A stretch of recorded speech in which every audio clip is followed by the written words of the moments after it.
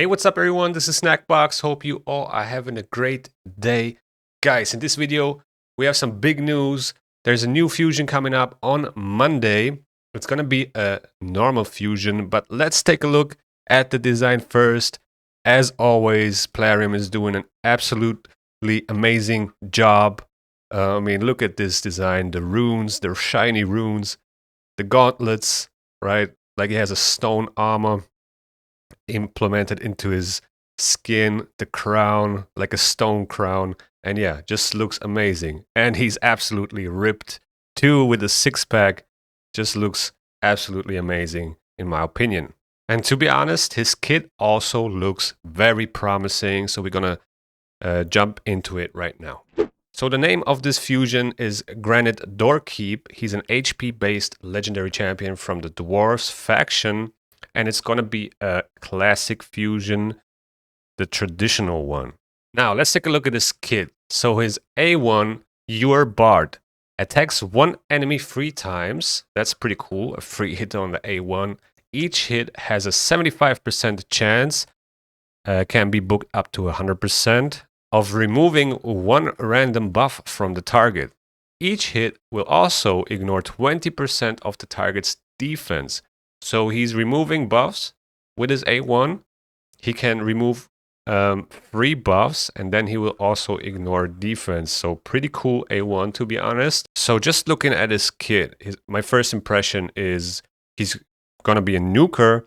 The thing with champions like this, with kits like this, is that the multipliers need to match the kit. Otherwise, the champion is somewhat useless. So I hope his multipliers will be high enough, to deal enough damage to be viable in the arena, for example.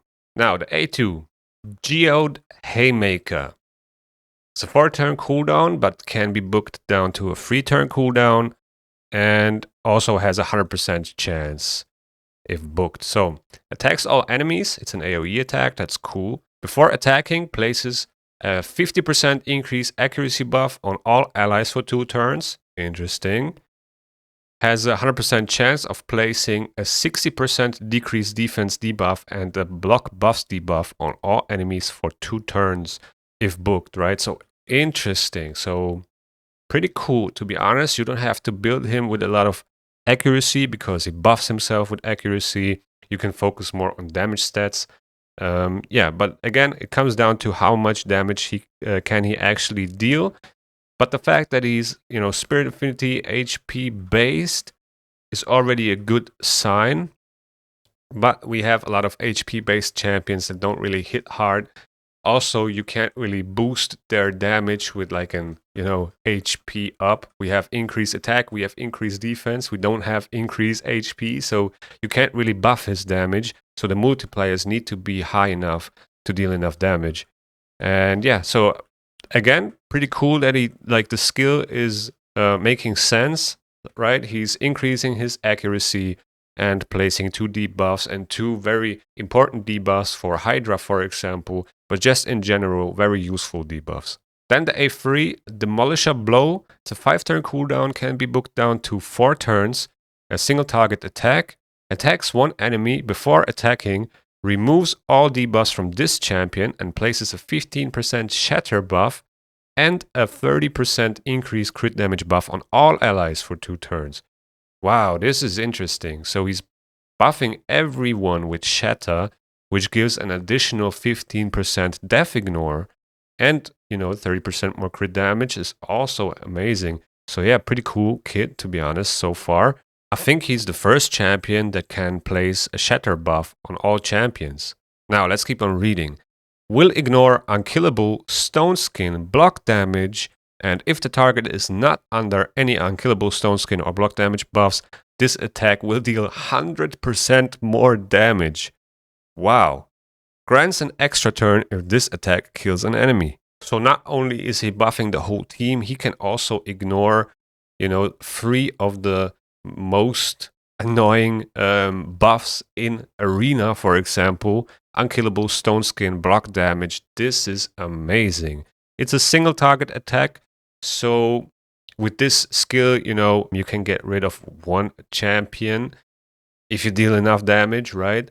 So I think this is a good champion against the UDK, for example. His spirit affinity, his strong affinity.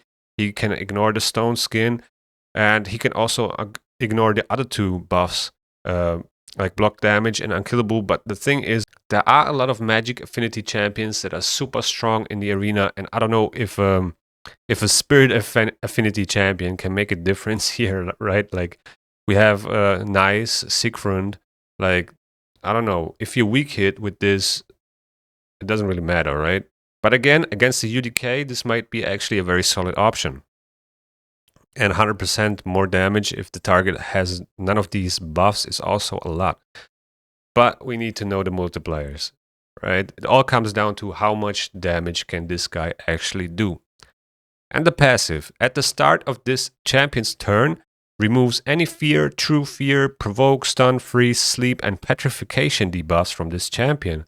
So he's removing all the crowd control debuffs except sheep at the start of his turn, which is absolutely amazing. This is pretty cool.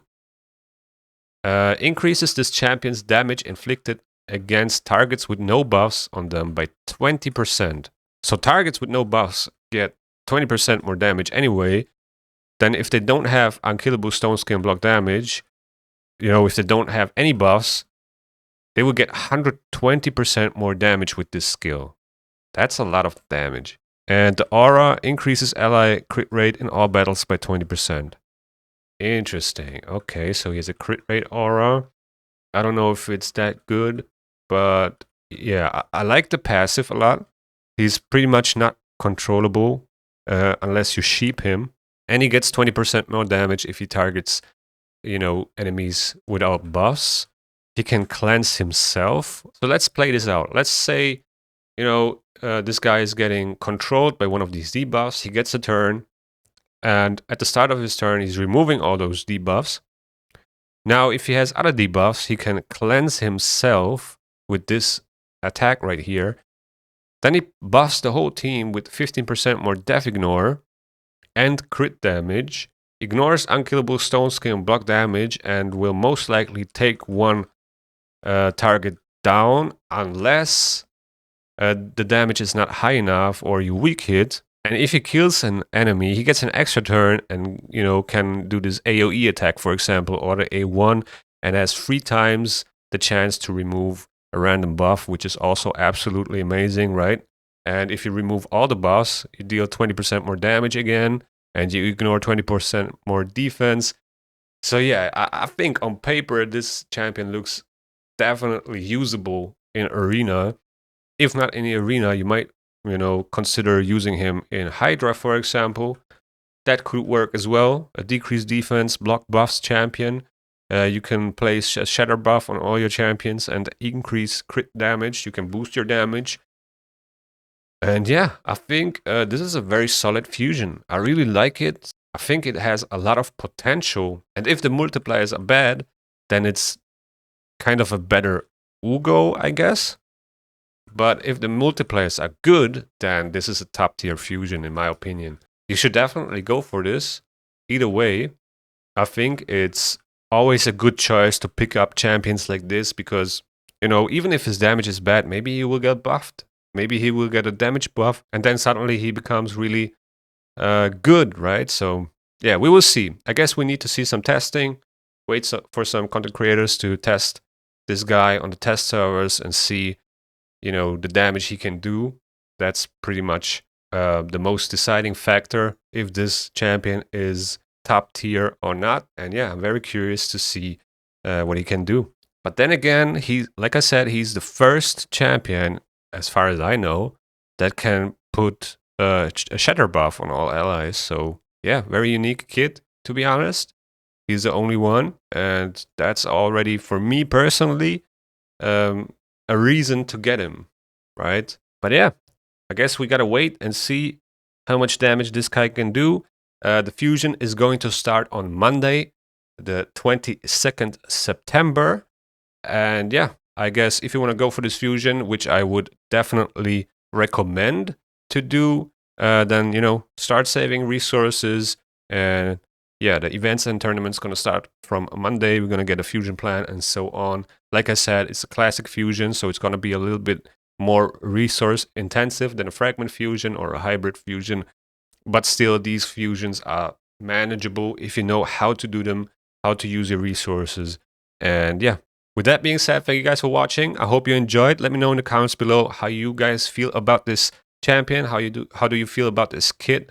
Do you think he's gonna be as good as his kit looks? So thank you guys for watching. Please hit the like button. It really goes a long way. Also subscribe to the channel if you want to see more raid content, and see you in the next one.